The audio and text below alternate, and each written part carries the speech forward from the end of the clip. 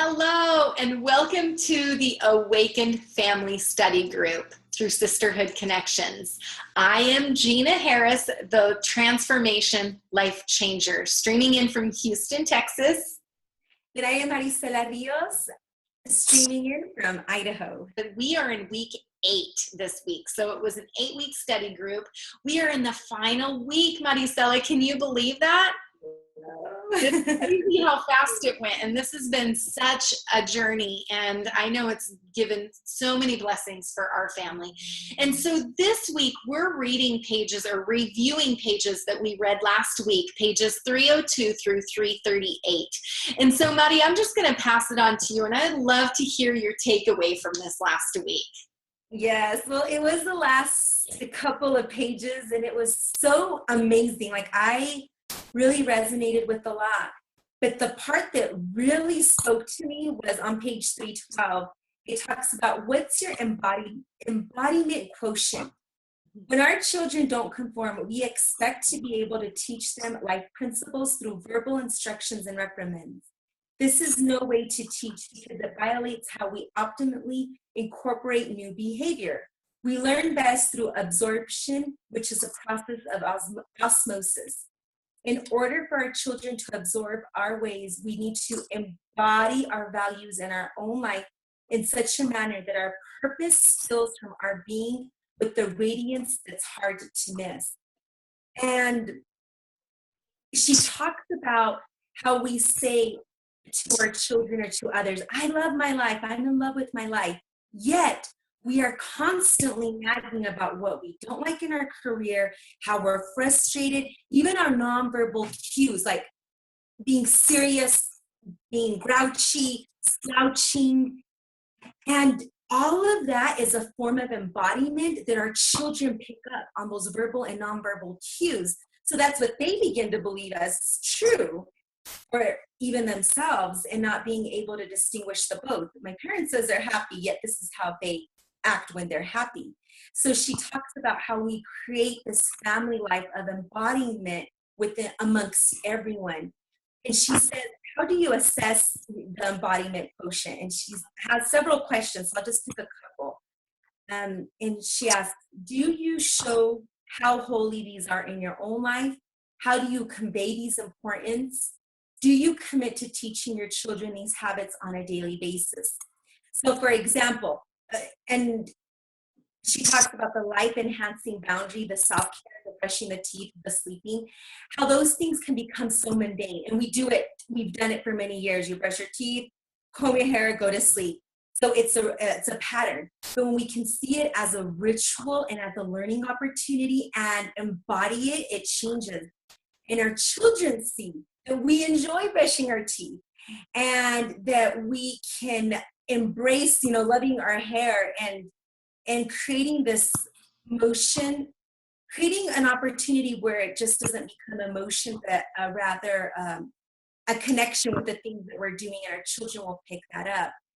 And this week, I tried something different with our brushing our teeth. Sometimes it's a challenge, but she gives the example, let your children brush your teeth. So we did that, and he had fun. It was great. But I wanted to show him that this is how we can embody what we do every day. And that was something that really spoke to me, Gina. Gosh, Maricela, like seriously, my mind's going crazy right now because I can think of moments when I read that part in the book too, it hit me as well. And I'm going to share something even with my daughter, and this is kind of on those lines. And, I really wanted her always feeling confident about her body, because I know for me, I didn't always feel confident in my own body. I was very critical. And guess what? It was a pattern that even my mom did, and she wanted me. It was even that cycle. My mom wanted me to feel good, so she's telling me this, yet I was watching her criticize her hips, her shape. And yet I realized I was doing that even with my daughter, Brittany. I would do it. And later on, now she's in her 20s and we've actually talked about this. And she's even said, well, Mom, I would watch you and you were really critical on yourself and how you needed to go to the gym because, all of that. And guess what? That started a pattern within her. So I'm hoping to break it with my grandkids even now that her and I have actually had this open dialogue. So I love that part of the book where Dr. Shefali talks about embodying it, because you're right. I can't remember right offhand, but I took a communication skills class one time and they were saying the nonverbal is a huge percentage. And I don't quote me, but I know it's a surprisingly big percentage on our communication skills, especially even when you first meet someone, you're getting all these kind of cues, like even what the facial features, children too. And I think children even are more perceptive on that. They know us. And there's been times even, Jabril, when I'm, because I work from home now, I'll be so focused, like maybe just working away on my computer, he'll come up and he'll even say, "Are you okay, Mom?" And I know he's like, and then I have to stop and make sure, he's seeing the kind of, stress or whatever, the pressure that's on my face. And so you're right. That is, we have to embody that and get them kind of involved. And something that I'll share with everyone that we do to kind of set the tone is we play the happy song, Pharrell's song, Happy. And it's something that he looks forward to, but also it is about reminding me to embody what I want to carry in this household. It's really a lot of laughter, a lot of lightheartedness, because I didn't always used to do that. I was a lot more serious and a lot more controlling, as far as wanting everything to be more perfect and stuff. I'm such a different person now, but that's one of the things that we've done, and it's actually helped a lot. So that was a really good part in the book. And actually, for me, mine was actually on 318, and she was really talking about discipline, right? Because before I read, I will say that most of you that are watching, I'm in my 40s, and most of us, we've generationally been raised with the discipline as far as spankings, the belt, all of those kind of what we define now as almost corporal punishment.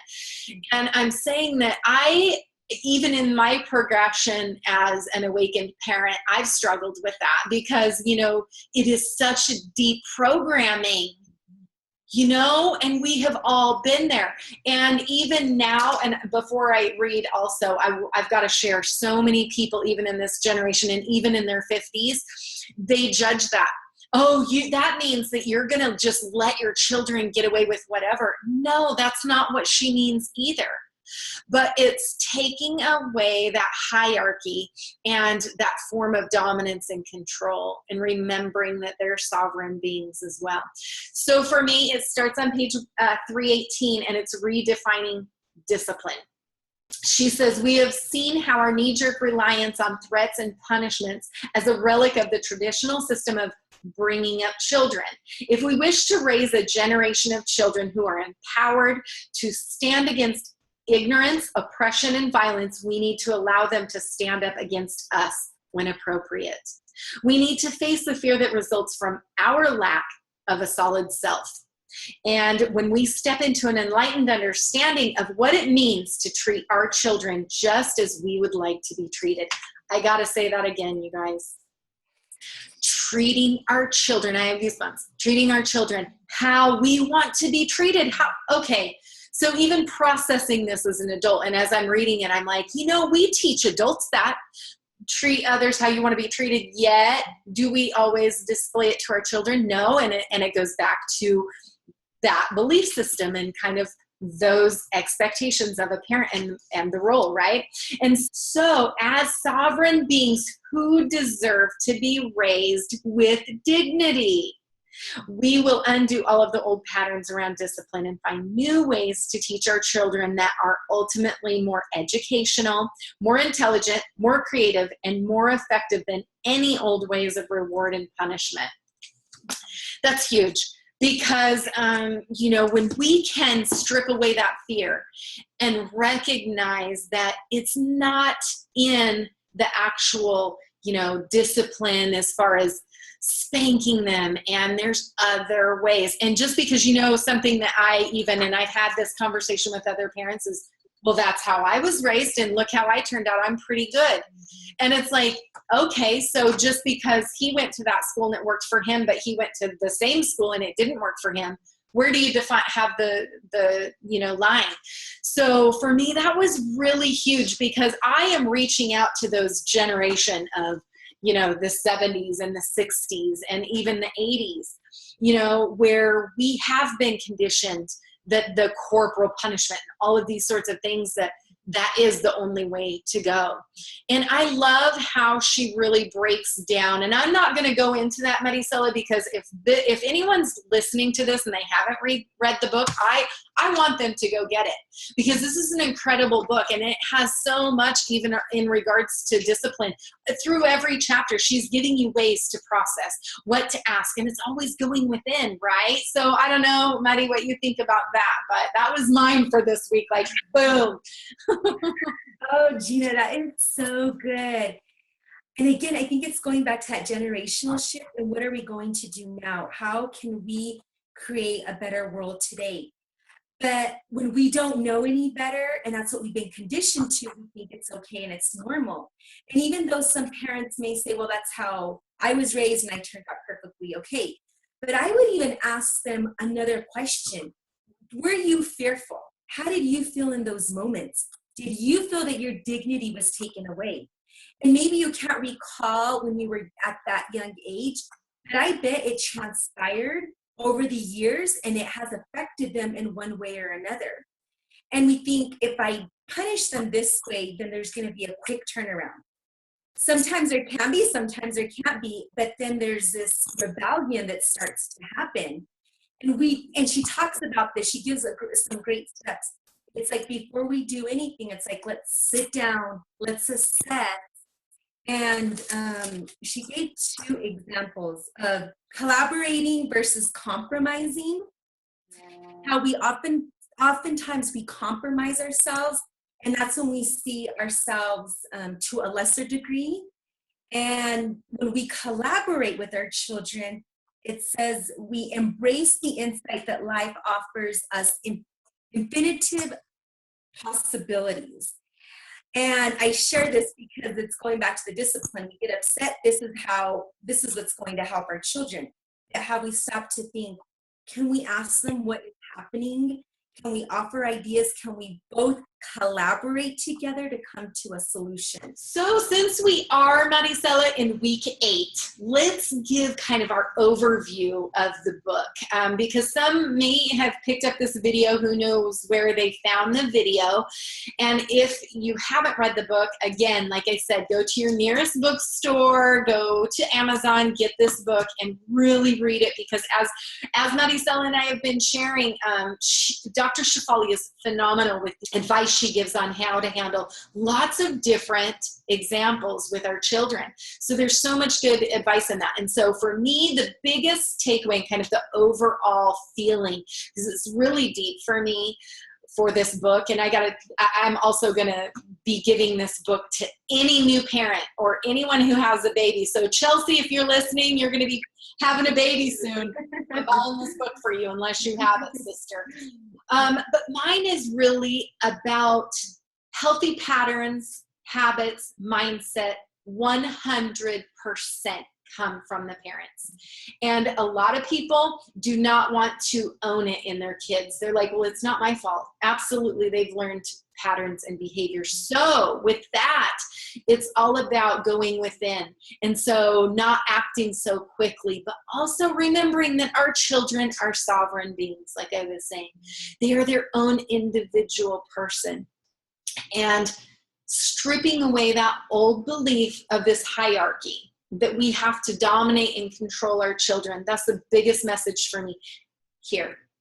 And yes, I know some people right now, they have fear even looking at that, but your children, look them in the eye as a being to being.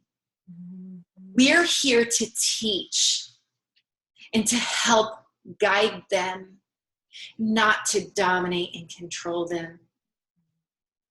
That's huge for me, Maddie. And it's absolutely shifting, absolutely 100% shifting. Yeah. How about you? And I do have to say thank you to Dr. Shefali for giving that. Yes. Yeah. I agree, Jena. Thank you. Thank you. Oh, there was a lot of amazing takeaways that I had from this book. The few that stood for me was the fear-based mentality, because I have worked through the fear-based, so it was constantly in my face. I'm like, okay, I think I get the point. And then it comes back again. And it's a great reminder how fear controls everything in our life, if we allow it to. But the moment we can embrace it and use that energy to convert it to something else, it's transformational. So being aware of that and how that's affecting the relationship that we're having with our children. Also, expectation, putting our expectations on our children. And again, going back to what you said, allowing them to be who they are here to be. They are their own unique soul. It's not us to put expectations on them, but to guide them. And remembering that our children are our awakeners. They are our teachers. And like you said, when we can look at them this way, we can see it. Just the same way we can look at our colleagues, our partners, they also can teach us so much. And children are incredibly intuitive to an amazing degree. And we don't allow them to be who they are, and we begin to strip them away from that. But if we allow them to step into who they are in their essence, in their purity, we can learn so much. And finally is remembering that our transformation happens in small steps. And we can't expect to change what we've been doing for the past 30, 40, 50 years, even 3 years, because this is a generational thing, and this takes time. So like we mentioned in one of our previous recordings, I am extremely blessed to Dr. Shefali for all the insight that she shared. And this week, I began to process everything that we read. And just like you, Jena, I know that this is hitting us in our heart, in our core, in our soul, because we see the impact it's already having and the impact it can have. So if you are new to Sisterhood Connections, please visit our website at sisterhoodconnections.org. And if you are a woman looking to be empowered, please join our Facebook group at Sisterhood Connections. We would love to have you there. Yes, we have our laughter class the 20th of every month. So please join us. It's free. You can teleconference from the comfort of your home or wherever you're at. Everyone is welcome to join us. And we will also include a link about what laughter yoga is. But typically we do a 30-minute session where we include some breathing exercises, some laughter exercises, and then we go into some fun laughter. And my friend Carol and I, we co-host this awesome fun session. So if you are new to laughter yoga, please check out the website or check out our link with more information. And also you can learn about the health benefits. So it's an amazing, fun, and funny thing to do and embrace in your life. And we hope you can join us on August 20th. Awesome. I'm looking forward to it. And so this 8 weeks has been really transformative, and I'm feeling so blessed, and really how many families out there are being impacted. And so if you've been following this study group, share it with your friends. We're not going to make this conscious change without everyone really getting involved and helping bring humanity to some different beliefs, different ways of being and living, and how we're treating our children. So I am sending love from my heart to yours, Maddie, and anyone who's watching. And thank you for doing this journey with me, Maricela. And until next time, friends, be blissful.